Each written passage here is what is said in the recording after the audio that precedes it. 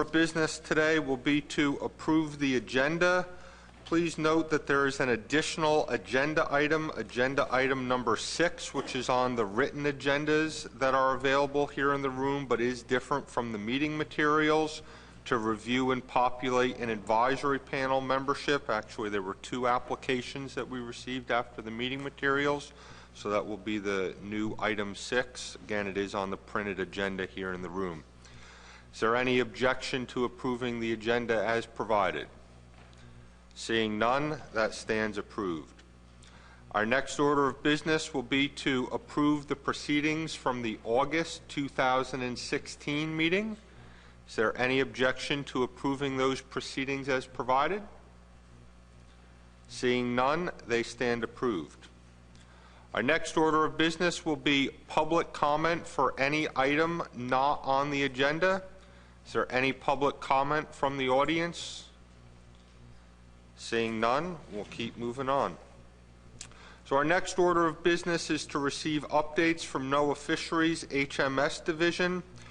There are 4 bullet points here that are going to help inform us for our setting of the 2017 fishery specifications. We'll go through each of the presentations.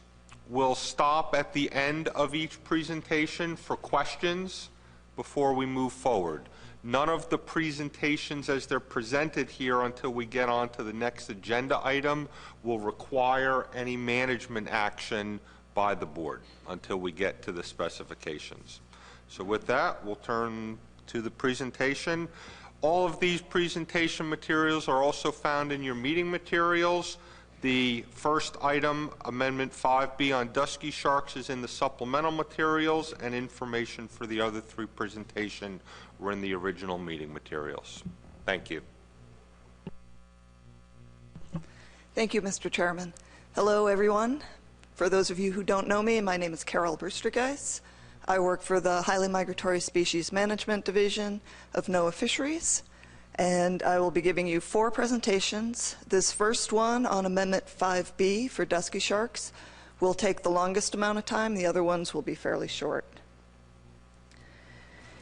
So for those of you who have been waiting, we finally have the proposed rule out, an amendment on dusky sharks. I'm just going to jump into it. We've been working to manage dusky sharks appropriately for a long time. In 2000, we made them a prohibited shark species, which means that no one can fish for or retain land this species. We've had a couple of assessments since then that indicated the stock is overfished, with overfishing occurring.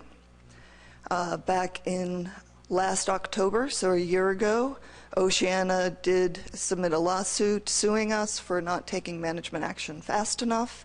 Last May, we did settle with them.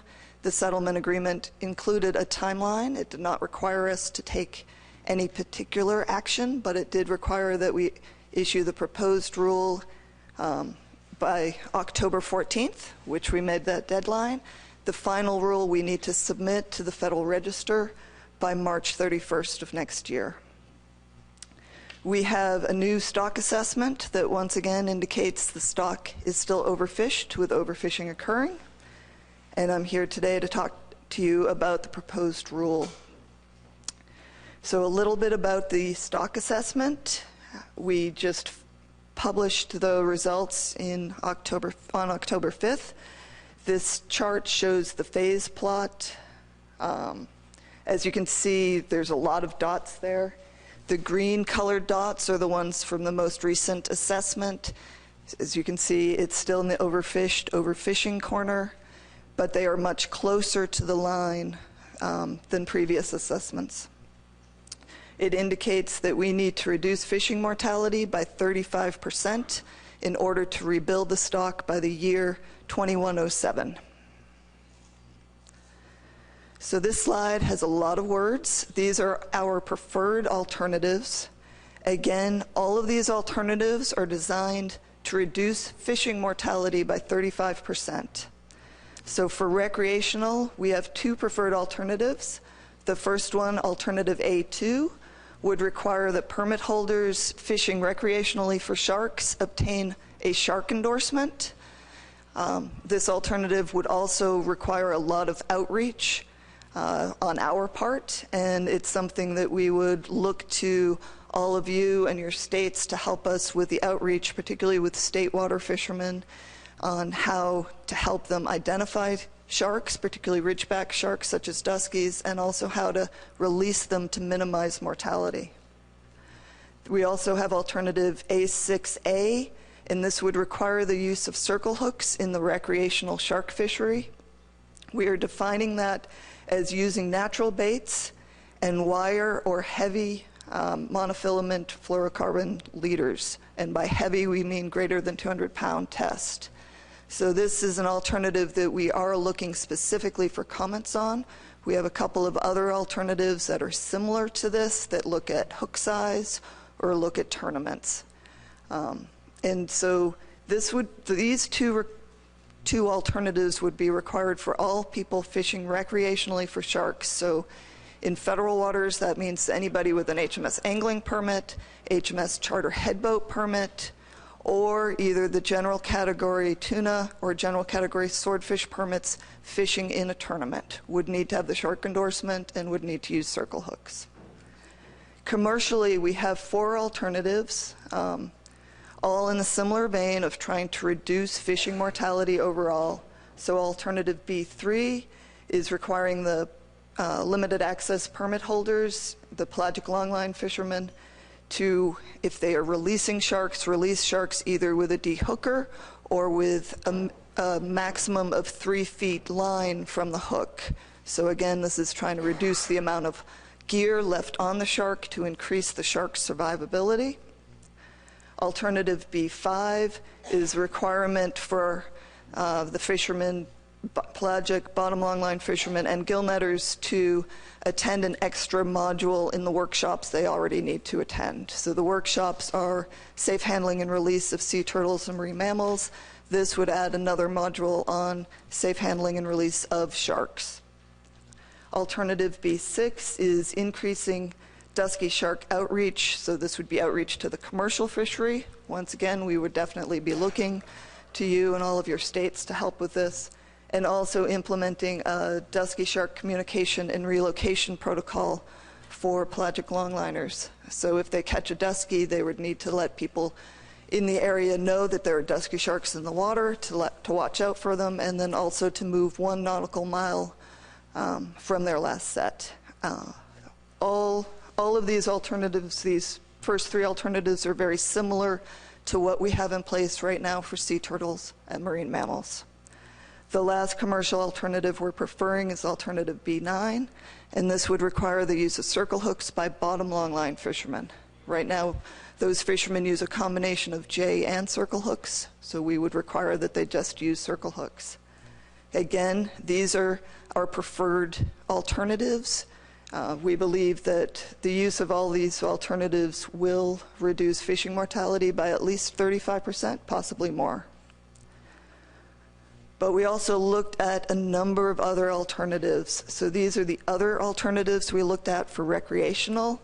The ones I want to really point your attention to would be alternative A6B and A6C. These are the other alternatives regarding circle hooks in the recreational fishery. And these are the alternatives, other alternatives we looked at commercially.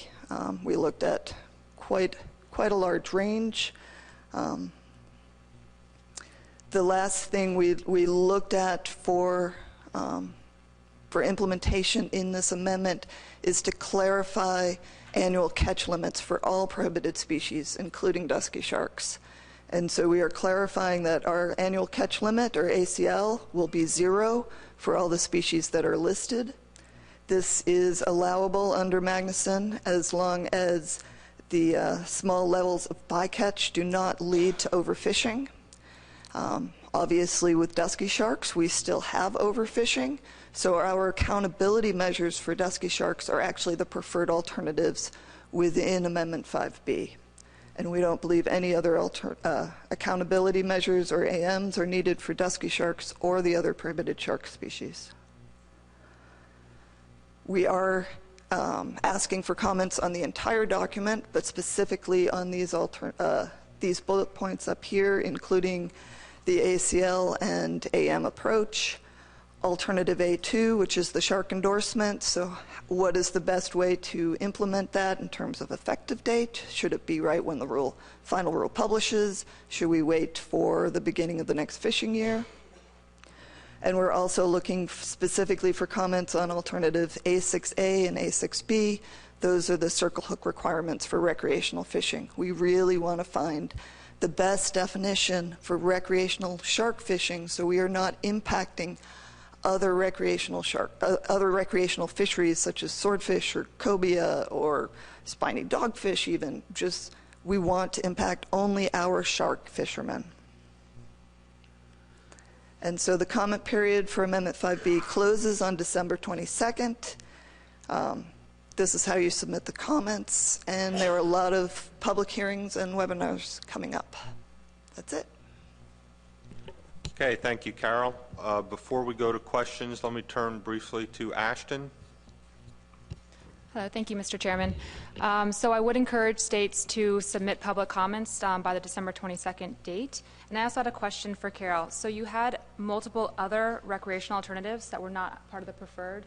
So should states not comment on those if it doesn't, since they're not the preferred ones, or should they still comment on them if they feel that they would not like to have those in their state waters? We want comments on all the alternatives. So if you and your state prefers an alternative that we considered but did not prefer, we would love to hear that as well. Okay, thank you. And I'll just comment that for anyone not familiar, this is a 100-year rebuilding plan. So those dates in here, 2107, 2108, those are the dates we were looking at. I saw a couple heads perk up with those initially. All right, so let me then turn to board for questions regarding the presentation. Bill Adler first. Thank you, Mr. Chairman. I noticed in the chart you had the sand tiger shark. Is that in that amendment as well? Sand tiger is one of our prohibited shark species, so that is one of the ones where we are clarifying the ACL is equal to 0 for. Okay, if I may, because I noticed the chart here, and it has in Massachusetts a section, the inshore section of Massachusetts, and also south of the Cape. What is the intention as to the sand tiger shark in this amendment? I mean, is it going to affect the fishermen in that area? There's nothing in Amendment 5B that would affect fishermen with sand tiger sharks. Sand tiger sharks are a prohibited species, so no one can retain them.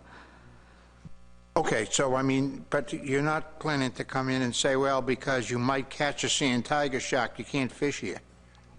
No.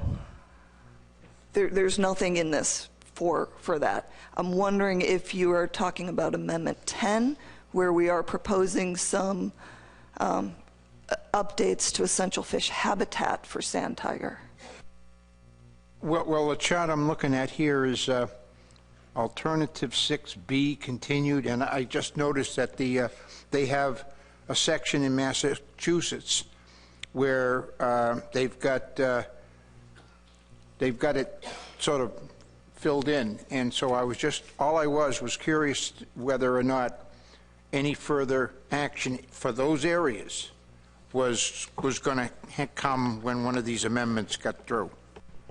Yeah, that is the alternative for Amendment 10, and Amendment 10 is just establishing essential fish habitat. It does not have any regulations or impact on any fishermen. Thank you. And we'll get to that in a couple moments. Any further questions on Amendment 5B? Tony? I don't have a question for Carol, but since I didn't see any more commissioners with questions, sometimes the board would like us as the commission to write in comments on behalf of the board. Other times we do not because of the diversity of the interest of the states on coastal sharks. Is this something that the board would like the commission to submit comments on? Are you, just because you just saw it today, are you unsure?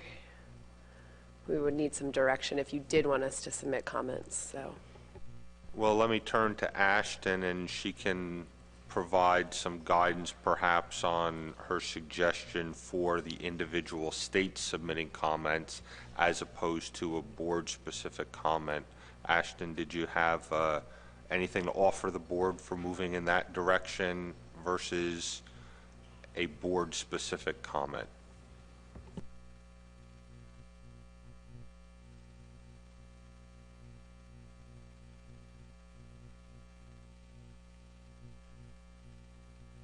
Just looking at the options, the preferred alternatives that are available, it seems like states generally do handle the shark public comments individually, but there's nothing to say that there's nothing to say that we could not apply these as a group letter. Some of these apply to like the pelagic lawn line, which does not apply in state waters, so we would not even comment on those alternatives.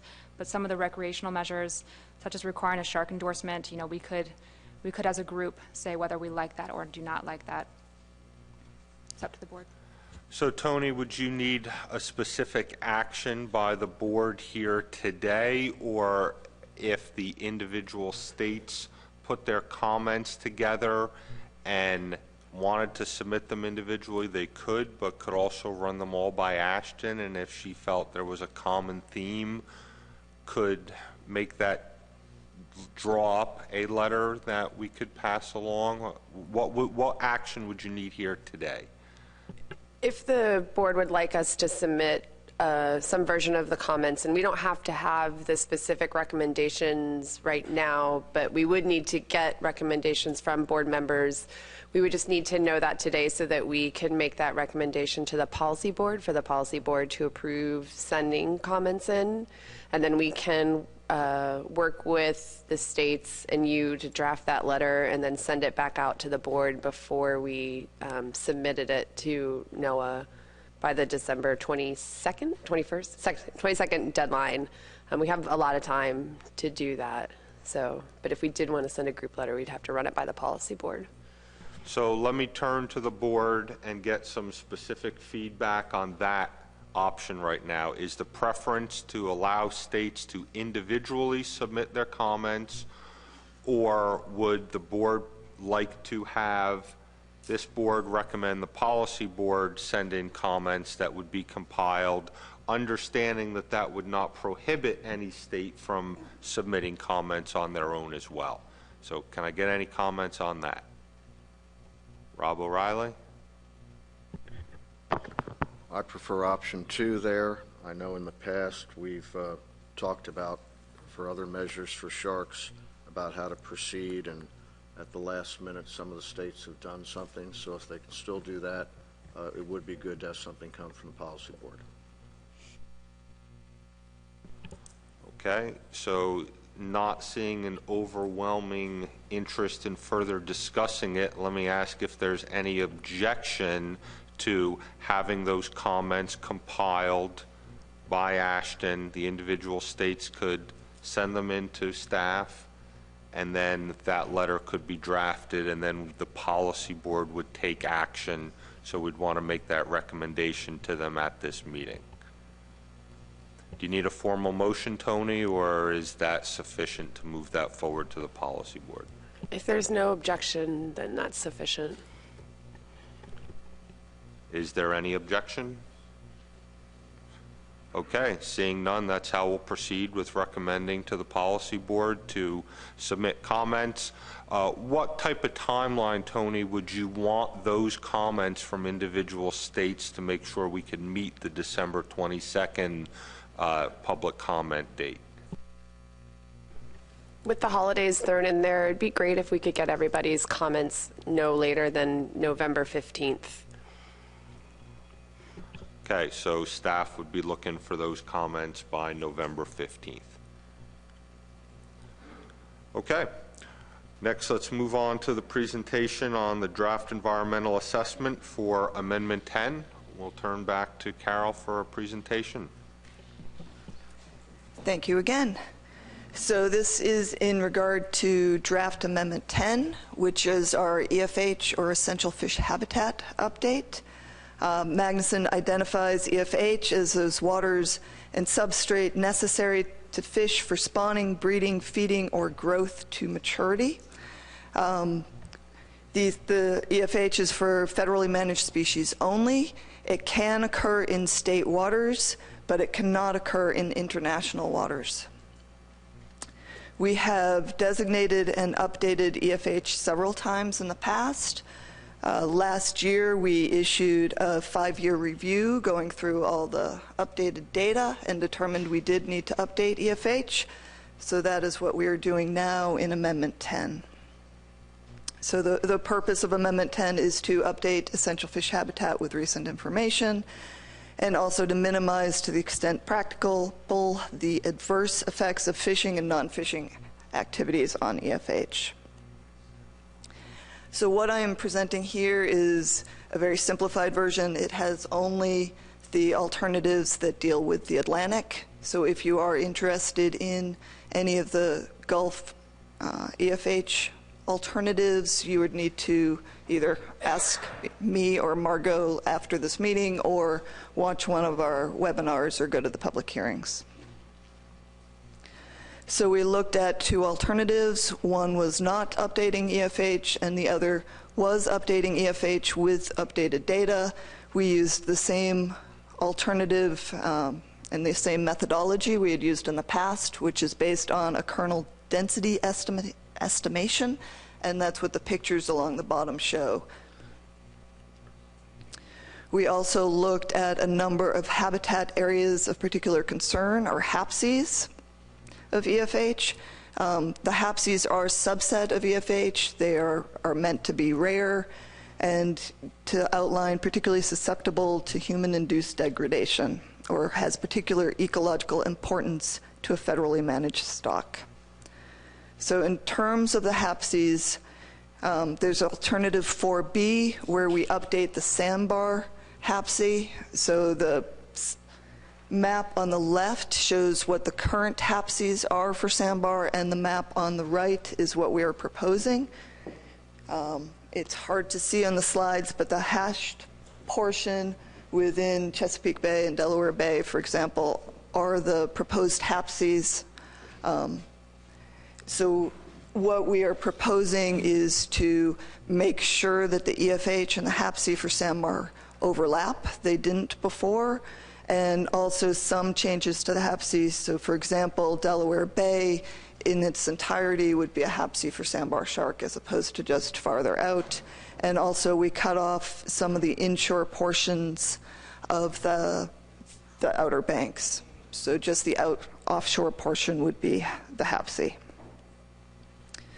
We are also proposing to create a new HAPC for lemon sharks off of Florida.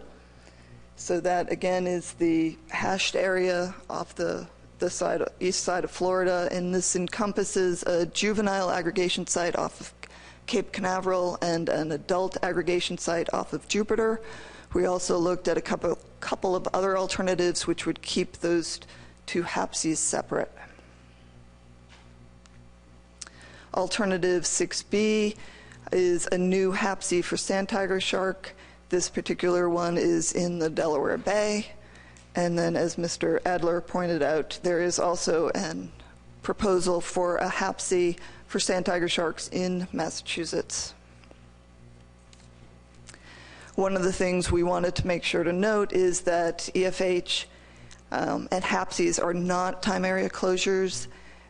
There's no implementing regulations within this. This is just updating essential fish habitat for all of our species and proposing HAPCs for some of our species. As I mentioned before, there are webinars and public hearings that you can go to find out more information. And the comment period also ends on December 22nd, so you just need to remember one date for all of HMS. Thanks. Okay, thank you, Carol. Any questions on the presentation? Dave Pierce? Yeah, Carol, it's been a while since I focused on HAPCs regarding any species.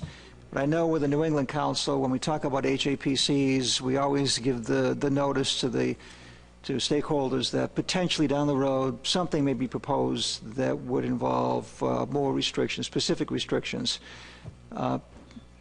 HAPCs for these sharks have been in place for a while, as you've noted, but now there are some new ones being proposed. My question is, with new ones being proposed, does that suggest that you and your shop will now begin to think about what else needs to be done within the HAPCs above and beyond what may be there now? Carol? So the proposed HAPCs would allow us to be consulted if there's new things going on in those areas.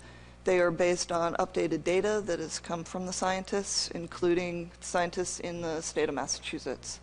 So they would not necessarily result in closures or impacts to anyone, but if somebody wanted to do something in those areas, like put up windmills or oil, they would need to consult with us. So if I could just follow up with that. Please So in the Kingston, Plymouth, Duxbury Bay area, where there are many tigers, and we've done a lot of research there, we know it's an important nursery ground. Are you saying that with this HAPC designation, either the Commonwealth or the towns, because the town waters, would have to consult if anything was going to be proposed for any operation within the area, for example, some aquaculture operation? Carol? That is my understanding, and I'm looking to Margot in case I'm wrong. Margot? It's for all federal activities. And so I think state activities would not necessarily be encompassed, but all federal actions, so Corps of Engineer, other fishery management or whatever would come under that need to consult with us. And then we would give recommendations for changes to the activity that could reduce any impacts, assuming there were some, and those are not binding, they're recommendations. Bill Adler? All right, thank you, Mr. Chairman. Back to my Massachusetts blobs here.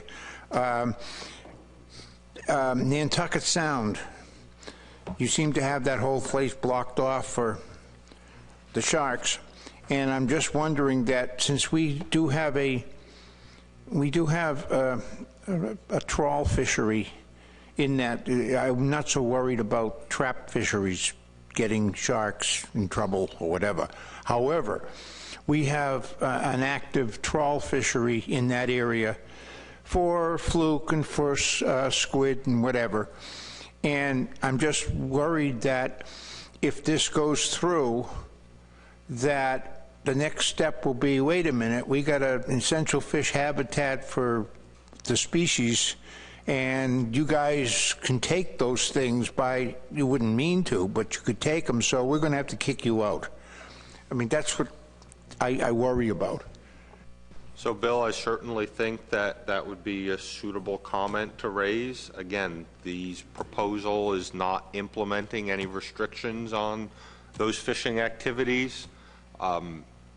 I don't think Carol's going to sit here and say, yeah, the next step is, because it's not there right now, but those concerns would be something to pass along, are certainly very valid.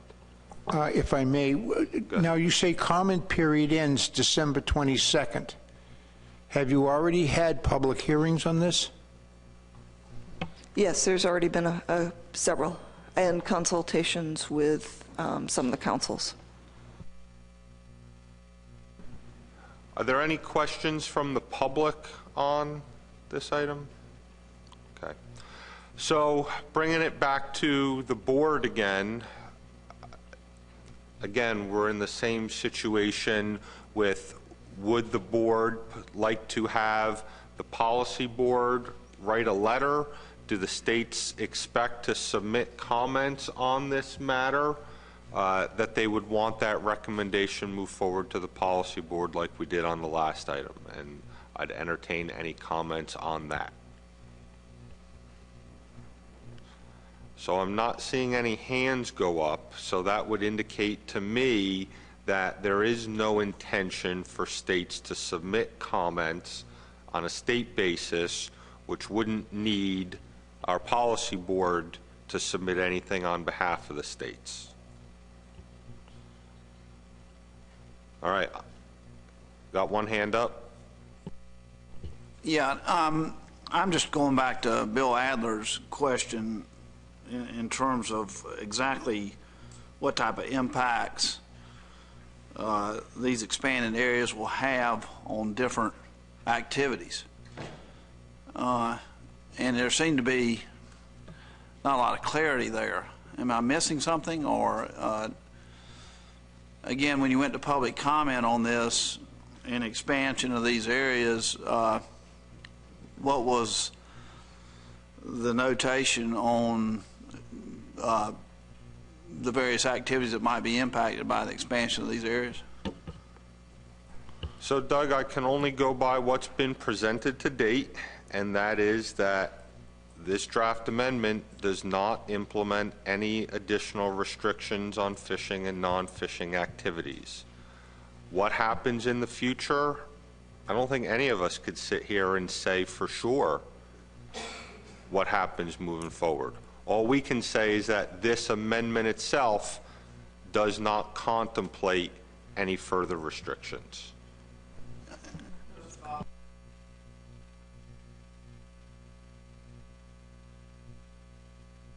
Can you turn the mic on so we get it on the record? Yeah, where would I find the impacts of these areas on the existing HAPSIs? In other words, if you're expanding it, I assume there are activities that are impacted in the ones that already exist now, correct? So none of the existing EFH or HAPSIs have regulations or restrictions. They are outlining areas that are important for the fish. There are other management measures we've put in place around some of them. For example, we have an area off of North Carolina that is closed because of sandbar, and that encompasses and includes area outside of sandbar HAPSI area. But it is not a restriction caused by the HAPSI. There are no restrictions caused by the current EFH or the current HAPSIs. All right, Doug, if you could turn that mic off, appreciate it. Thank you. Margot, I saw your hands up. Did you have something to add as well? I was just going to add again that these are, the consultations are for activities that affect the habitat. They're separate from management actions either due to bycatch or overfishing status. And so what this will do is require consultation by other feds to determine whether activities they're doing would affect the habitat. Most HMS, the habitat is salinity and temperature and things in the water column, and most fishing gear doesn't affect any of those. There is some shark fishing gear, bottom longline gear in particular, that has had some impacts, and we have some closures that the Caribbean Council implemented and asked us to backstop because of impacts on coral from the gear itself. But so it's very different from management measures based on stock status. This is more, you know, the habitat itself and what activities could be impacting that. And again, it results in the consultation with recommendations if there is impact to reduce it. So just a little more clarification maybe. I can talk to anyone offline too if they want more questions.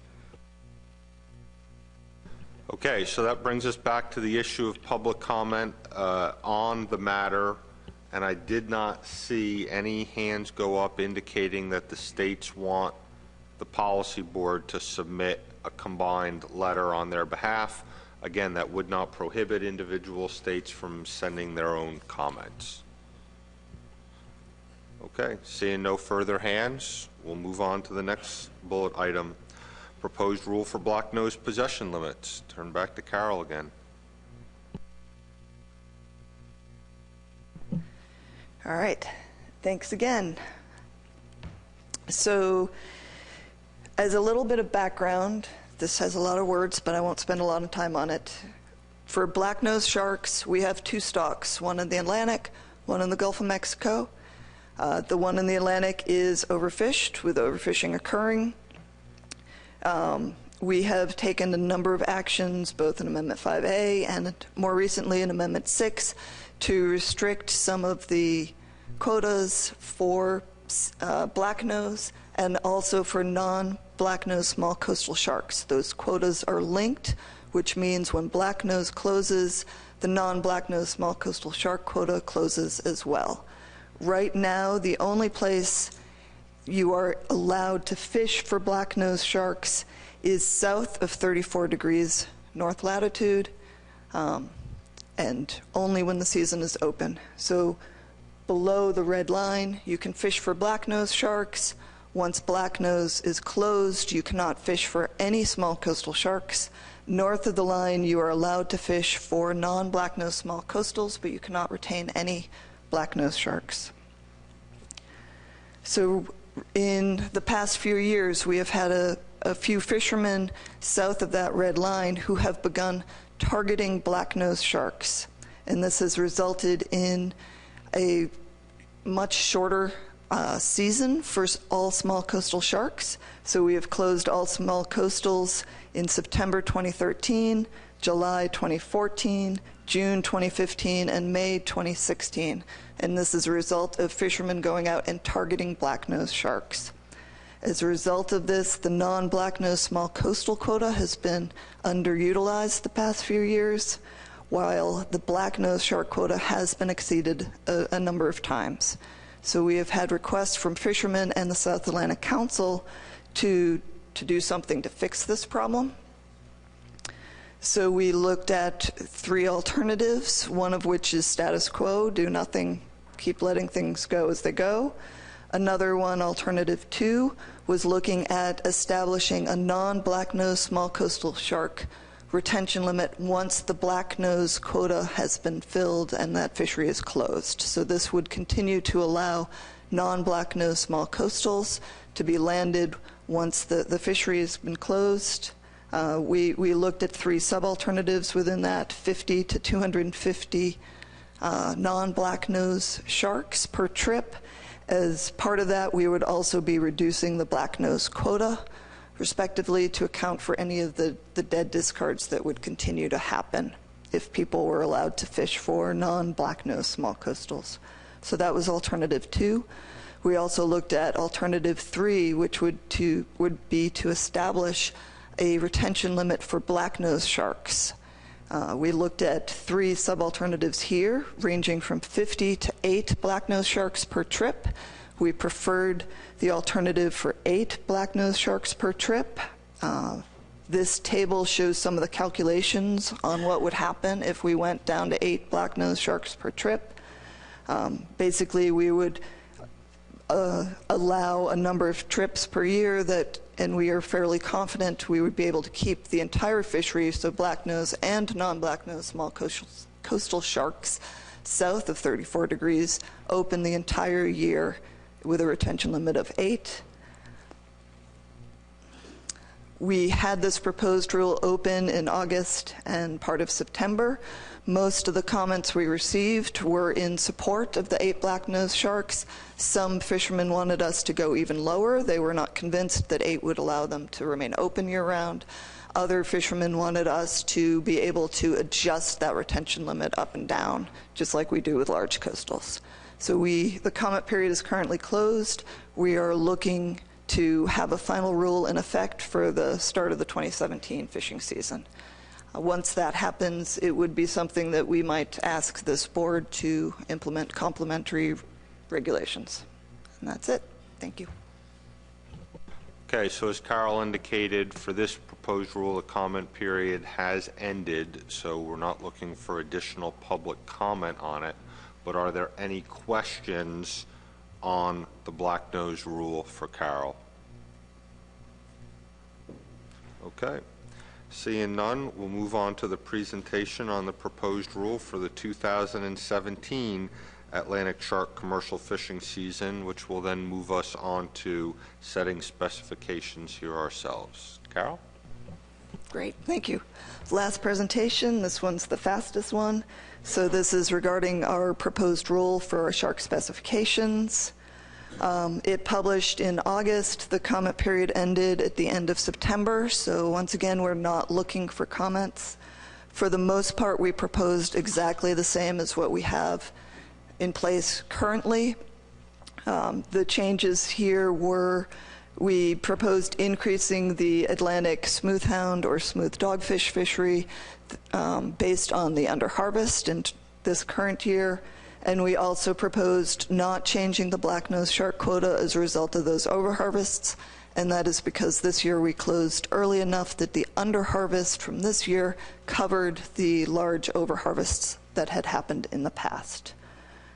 So we proposed opening all shark management groups on January 1st, proposed starting in the Atlantic with a retention limit of 36 large coastal sharks other than sandbar per vessel per trip for directed permit holders, and then we would change this limit between 0 and 55 depending upon what we found.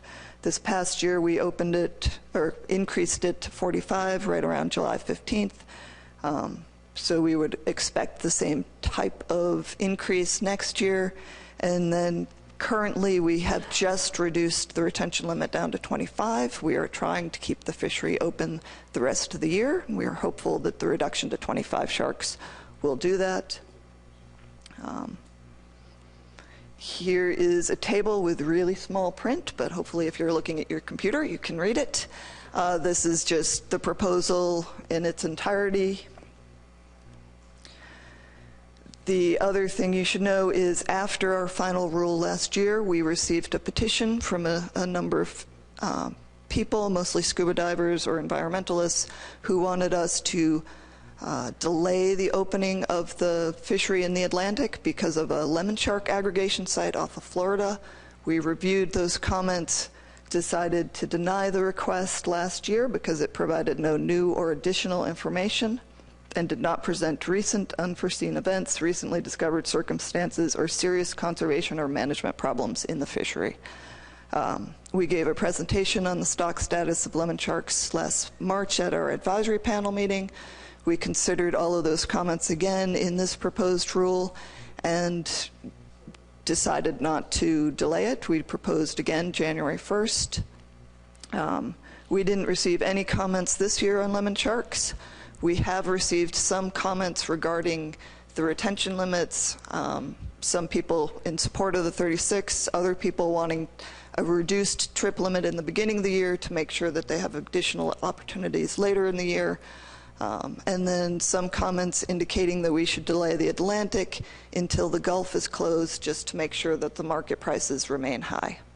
And that's it on the presentation. Okay, thank you. So in the past year, with the goal of the board setting complementary measures, we have the issue of that the final rule itself has not been published. So last year we took an action that basically put the vote off to an electronic vote, an email vote by board members once that final rule was out. So that's how we proceeded last year. With that said, are there any questions about the rule right now before we turn towards a motion for moving forward?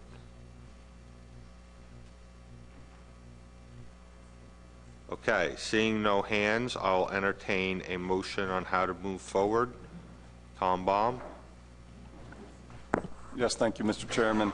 Yeah, just similar to last year, I do have a motion to move to approve the 2017 coastal shark specifications via an email vote after NOAA Fisheries publishes the final rule for the 2017 Atlantic shark commercial fishing season.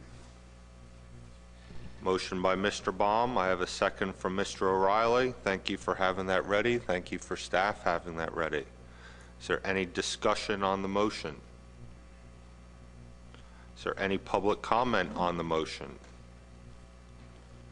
Now, Tony, just to clarify, since this is a final action, which we typically do roll call votes, but we're not taking the actual final action here today, and you'll be getting those via email. That would essentially give you the roll moving forward, correct? Correct.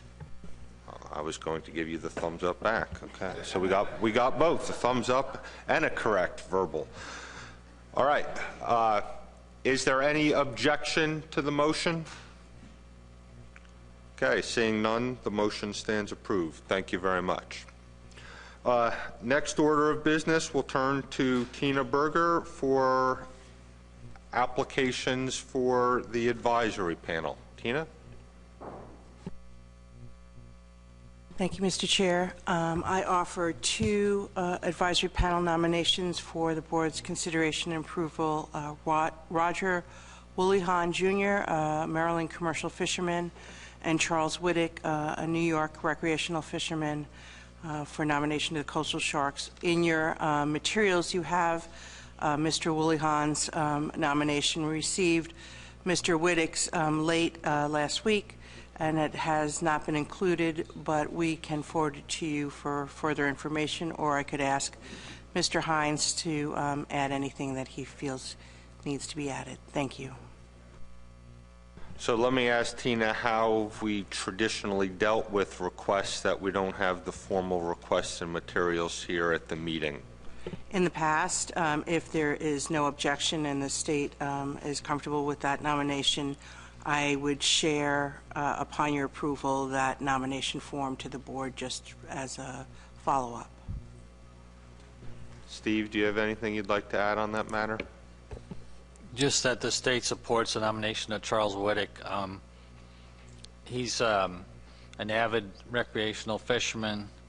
He's a part-time outdoor writer. He's a member of our Marine Resource Advisory Council for the state. He's a former member of the Mid-Atlantic Council, served a term on the Mid-Atlantic. We think he's a strong candidate.